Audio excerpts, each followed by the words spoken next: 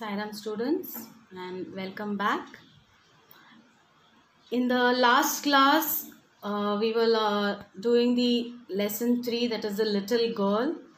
Now what we saw in that was about this little girl named Kezia, who was very scared of her father, so scared that she was not even able to speak to him or communicate with him. She used to not even face him and look at him and speak to him, and she used to stutter when she had to talk to him something. Also, she was very scared of his huge figure, and she compared her father to a giant because he had huge hands and neck, and his mouth was quite big when he yawned. So she was very scared of him.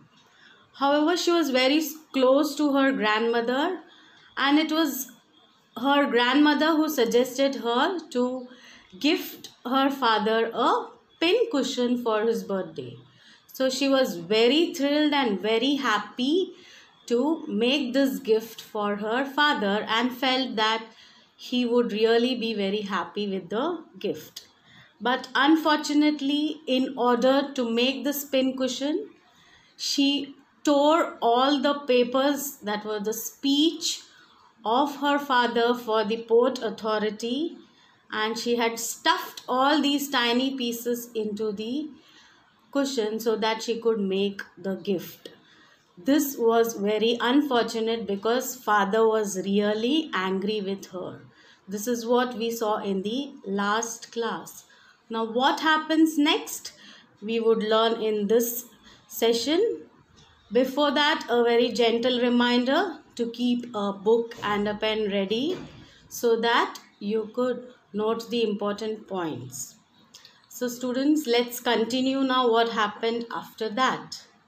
Now she was asked to go back to her room and sleep because he was really very angry with her.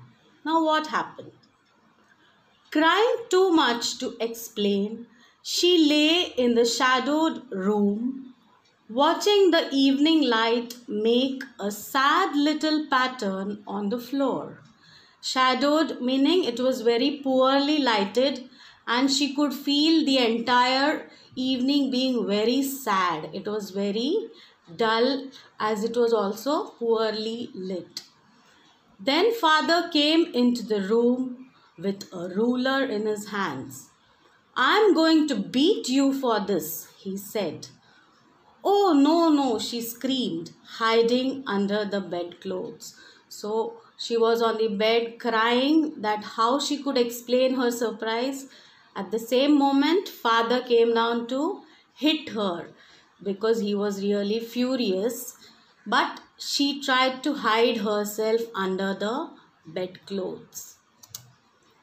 He pulled them aside.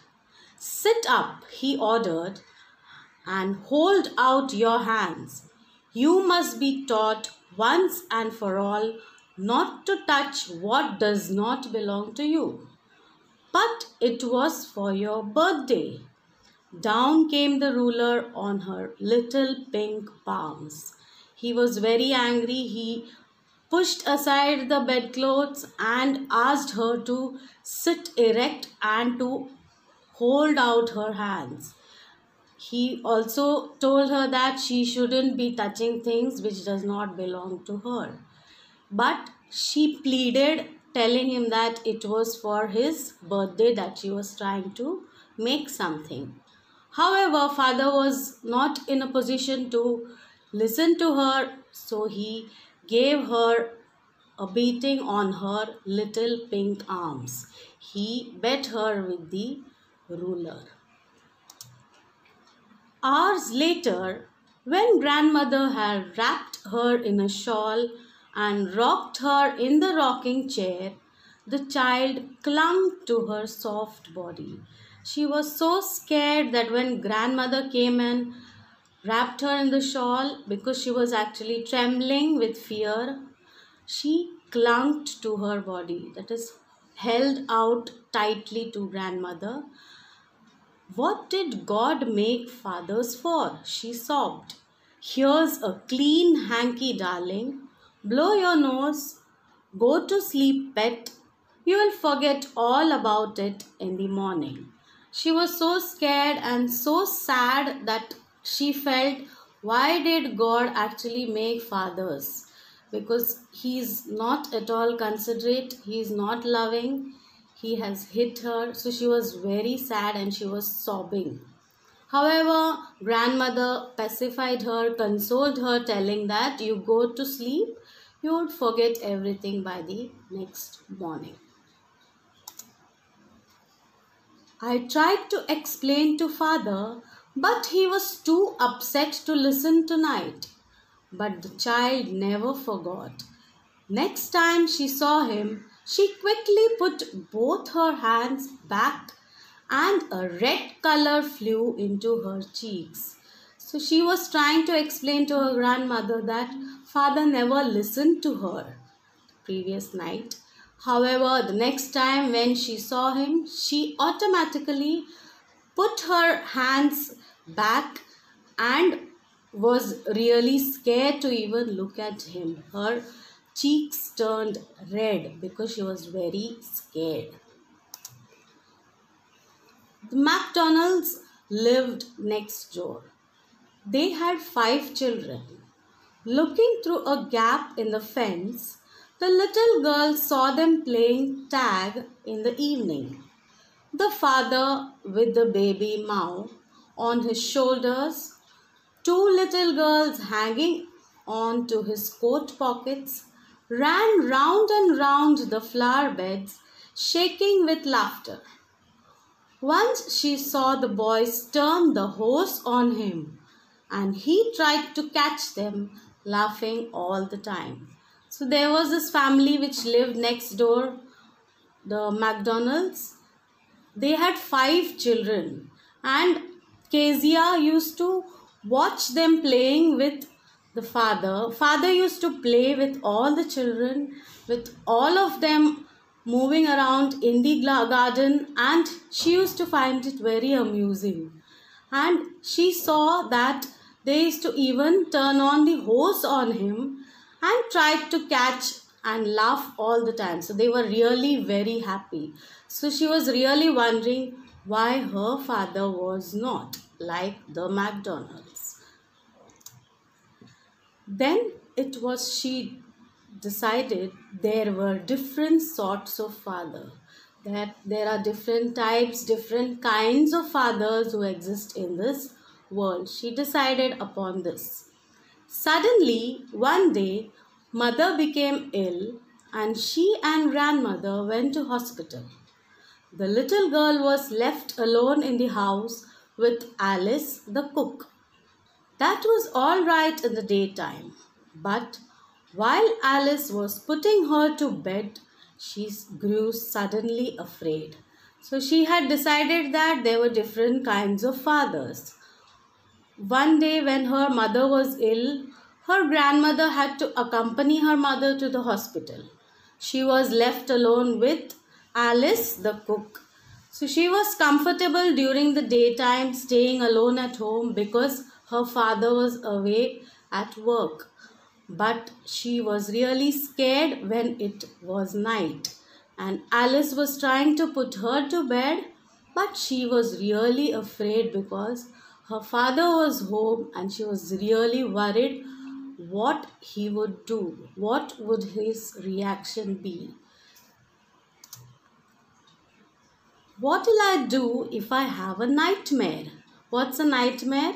It's a very frightening dream or an unpleasant dream that you have.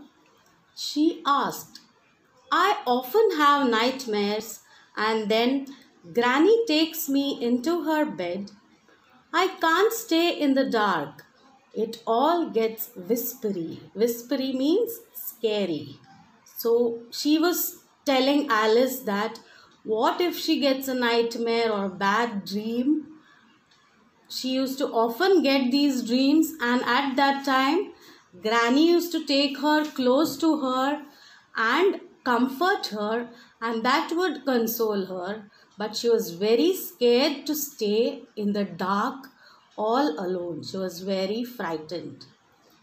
"You just go to sleep, child," said Alice, pulling off her socks, "and don't you scream and wake your poor pa." So Alice also instructed her, telling that you go to sleep silently and don't scream and wake your father, because he is sleeping in the other room. So don't try to wake up your father. You try to sleep very peacefully. But the same old nightmare came. The butcher with a knife and a rope. Who is a butcher? Is a person who kills animals for their flesh. So she used to have this kind of a nightmare where the butcher with a knife and a rope, who came nearer and nearer, smiling that dreadful smile, while she could not move, could only stand still, crying out, "Grandma, Grandma!" She woke shivering to see her father beside her bed, a candle in his hand. So she had often had these kind of nightmares where she saw a butcher who had a knife in his hand and a rope, who would come near her and give a very dreadful smile, a very dangerous smile. And at that time, she would just yell out to her grandma, who would come down and console her. But at that point, when she woke up shivering, she saw her father near her bed and he had a candle in his hand. "What's the matter?" he said. So he came down next to her and asked her what happened. Why was she screaming? "Oh, a butcher, a knife. I want Granny." She was still in that phase where she was seeing the nightmare. So she felt that the butcher was there with a knife and yelled that she wanted her granny. He blew out the candle, bent down and caught up the child in his arms, carrying her along the passage to the big bedroom. A newspaper was on the bed. He put away the paper, then carefully tucked up the child. He lay down beside her. So what? He blew the candle and he caught the child. He took the child in his arms and carried her to the bigger bedroom. That is maybe his bedroom. And he made space in the bed and laid her down on the bed and tried to console her. Tucked up, which was covered up nicely. So he bent down and put this child in the bed and he too laid down beside her. So he was trying to show that concern for his daughter in the absence of the grandmother. Half asleep still with a butcher's smile all about her, it seemed, she crept close to him, snuggled her head under his arm, held tightly to his shirt. Snuggled, she tried to move into a comfortable position very close to a person. She was so scared and she still was seeing that particular smile, that dreadful smile of the butcher, that she snuggled very close to her father and tried to hold him tight. She held his shirt very tightly because she was literally shivering with fear. Then the dark did not matter. She lay still. Then she found it a little comfortable and her fear was disappearing slowly. So she laid down very still. "Here, rub your feet against my legs and get them warm," said father.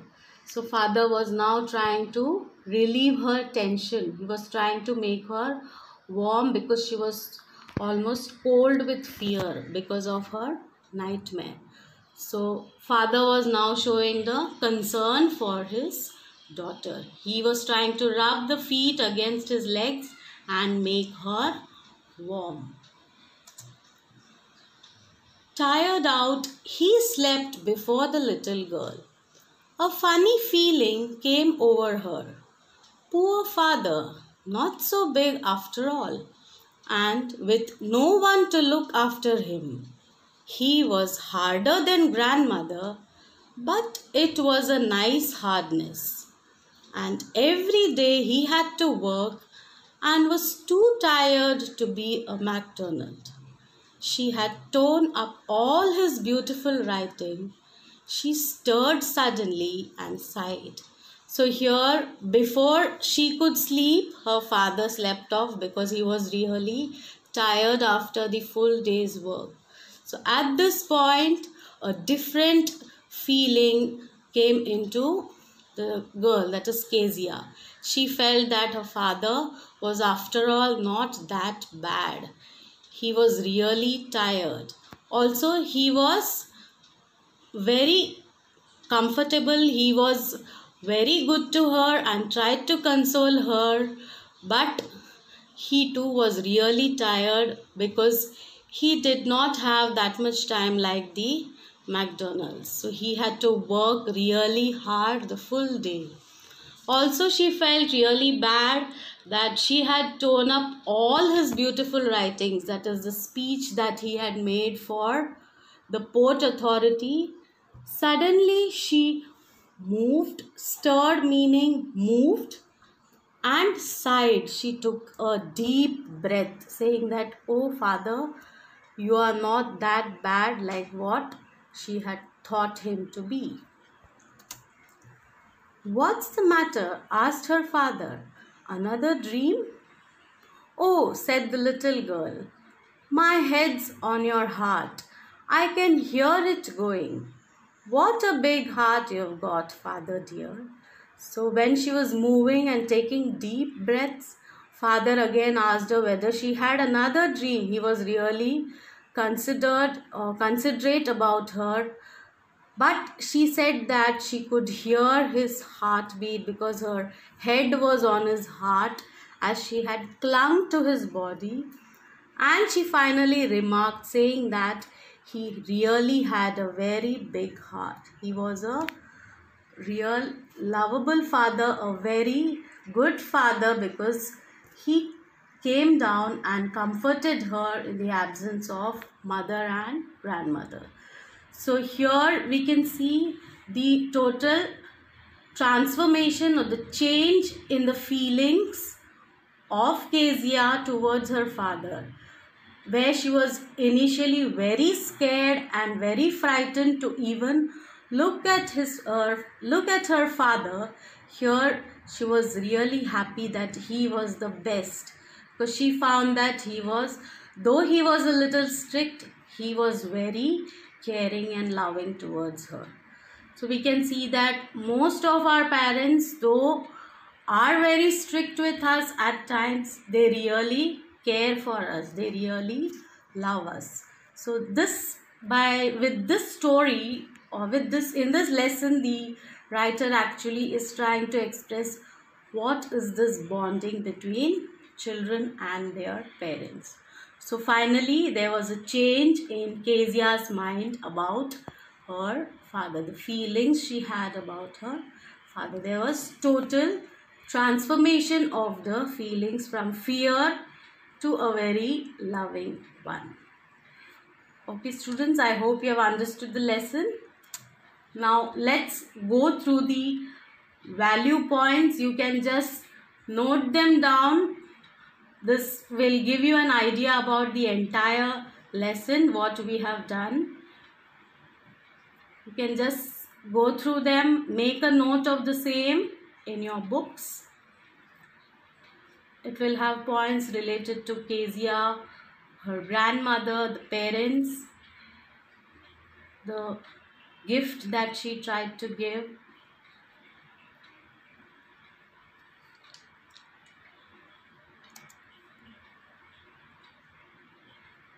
What exactly was the confusion when she tore the papers of his speech to make the pincushion? And how she was actually jealous of her neighbors, that is the maternal family, whom she felt that gave a lot of time to the children.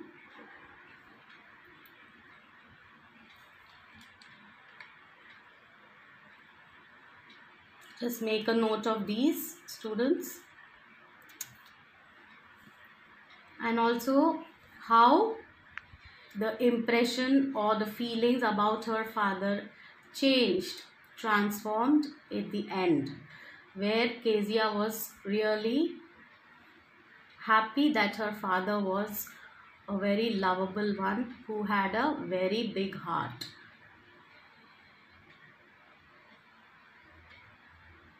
I hope you have noted down these value points of the lesson and understood the lesson well.